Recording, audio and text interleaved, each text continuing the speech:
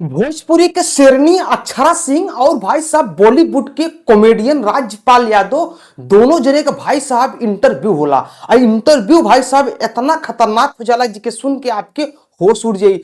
का कहलिन अक्षरा सिंह भोजपुरी के फैंस के लिए और का कहलिन राजपाल अपने बॉलीवुड के फैंस के लिए। चला पूरी कहानी विस्तार से बता देता। एक पहले अगर आप लोग अपने यूट्यूब चैनल पर नए आवा यार हमारे चैनल के सब्सक्राइब करा, अगर फेसबुक पे आवा तो पेज फॉलो करा। चला मरते पूरी कहानी विस्तार से बता देते।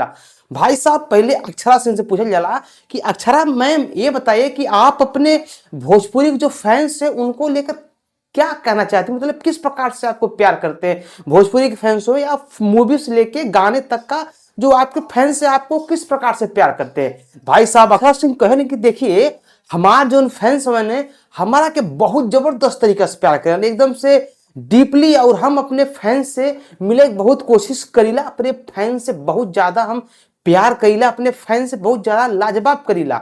और थोड़ा सा फैंस कभी कभी बदसलूकी भी कर दिलन हमसे, लेकिन फिर भी कोनो बात नहीं के वो हमारे फैंस का प्यार बा।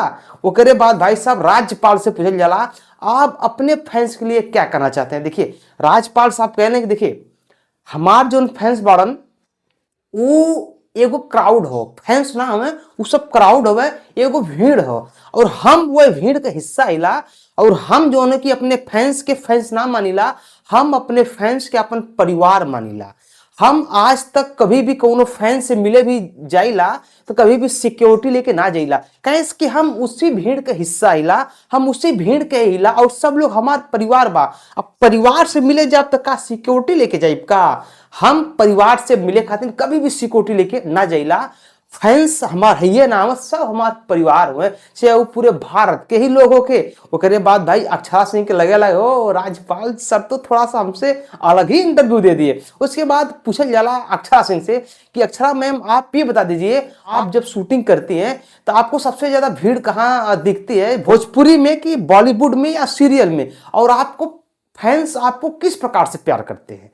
तो अक्षरा सिंह बताए देखिए हमार जो फैंस ने जब हमारा के ई कहलें देखा वो अक्षरवा आइल बिया, वो अक्षरवा जाती है, आज अक्षरा सिंह का प्रोग्राम बा तो हमें बहुत ही अच्छा लगेला। कैसे कि देखिए हमार जो परिवार बा केहू के परिवार होके अपने जो करीब होखल जो अपने पास होखेलन वो सबके यही तरीके से पेश होलन, अरे अक्षरवा यहाँ जो अक्षरवा ये कर ले अक्षरवा वो कर ले। जो हमार करीबी हमें यही हिसाब से बुलाओ, जब हमार फैंस भी हमें यही हिसाब से बुलाओ तो हमें बहुत ही अच्छा लगेला। और ज्यादातर हम यही सोचिला कि हमारे फैंस हमें अक्षरवा करके या अक्षरा करके ही बुलावे।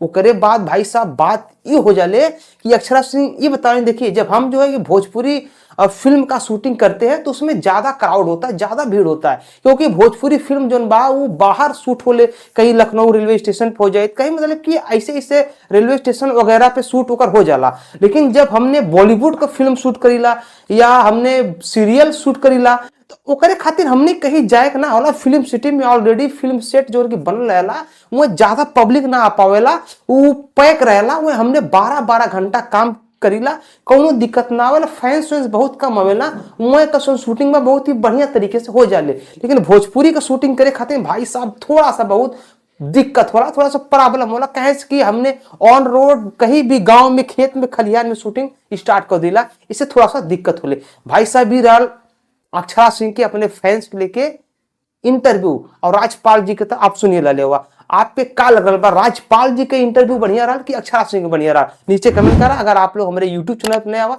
चैनल के सब्सक्राइब करा, अगर फेसबुक हुआ तो पेज फॉलो करा। चला हम मिलते अगले वीडियो में, तब तक नमस्कार बाय प्रणाम, हर हर महादेव।